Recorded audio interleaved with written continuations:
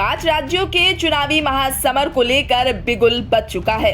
मुख्य चुनाव आयुक्त राजीव कुमार ने आज प्रेस कॉन्फ्रेंस कर चुनावी राज्यों छत्तीसगढ़, राजस्थान, मध्य प्रदेश, तेलंगाना और मिजोरम के लिए चुनाव कार्यक्रम की घोषणा कर दी है। मध्य प्रदेश में 17 नवंबर को विधानसभा चुनाव के लिए मतदान होंगे। वहीं राजस्थान में 23 नवंबर को मतदान होगा। छत्तीसगढ़ में 2 चरणों में 7 नवंबर और 17 नवंबर को मतदान होंगे। तेलंगाना में 30 नवंबर को विधानसभा चुनाव के लिए मतदान होंगे, तो वहीं मिजोरम में 7 नवंबर को वोट डाले जाएंगे। इन 5 राज्यों में 1,77,000 पोलिंग बूथ बनाए जाएंगे। सभी राज्यों में मतगणना 3 दिसंबर को होगी। चुनाव आयोग ने प्रेस कॉन्फ्रेंस कर ये भी जानकारी दी कि 60 लाख युवा इस चुनाव में पहली बार मतदान करेंगे। वहीं महिला वोटर्स की संख्या में भी इजाफा देखने को मिला है।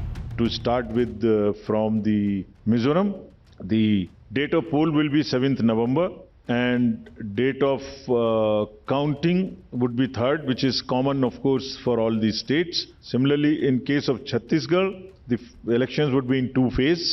The date of poll would be 7th November and 17th November. In Madhya Pradesh, this coincides with the second phase of Chhattisgarh and date of poll would be 7th November. Thereafter, Rajasthan, where the date of poll will be 23rd November in 1 phase entirely in Rajasthan. The date of issue of Gazette notification would be 30th October.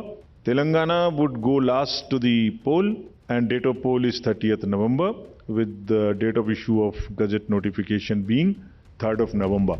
बता दें कि कुल 16 करोड़ 14 लाख से ज्यादा मतदाता इन चुनावों में अपने मताधिकार का उपयोग करेंगे।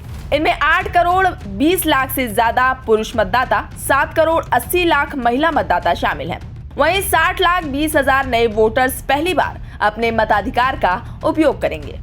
गौरतलब है कि मिजोरम विधानसभा का कार्यकाल इस साल 17 दिसंबर को समाप्त हो रहा है। वहां मिजो नेशनल फ्रंट सत्ता में है। वहीं तेलंगाना, राजस्थान, छत्तीसगढ़ विधानसभाओं का कार्यकाल अगले साल जनवरी में अलग अलग तारीखों पर समाप्त हो रहा है। वर्तमान समय में तेलंगाना में भारत राष्ट्र समिति यानी BRS का शासन है, जबकि मध्य प्रदेश में भाजपा की सरकार है। तो वहीं छत्तीसगढ़ और राजस्थान में कांग्रेस की सरकारें हैं। बहरहाल अगले साल लोकसभा चुनाव भी होने हैं और उससे पहले इन 5 राज्यों के विधानसभा चुनावों के नतीजों को कहीं ना कहीं लोकसभा चुनाव के शुरुआती रुझानों के तौर पर भी देखा जाएगा। ऐसे में इन 5 चुनावी राज्यों में सभी पार्टियां अपनी पूरी ताकत झोंकने में लगी हुई हैं।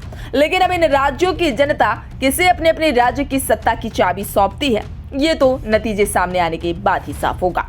फिलहाल के लिए इस खबर में बस इतना ही। ये पूरी खबर आपको कैसी लगी हमें कमेंट करके जरूर बताएं और देश दुनिया की तमाम खबरों से लगातार रहने के लिए अपडेट सब्सक्राइब करें हमारा चैनल इंडिया पब्लिक खबर और बेल आइकन को दबाना बिल्कुल ना भूलें।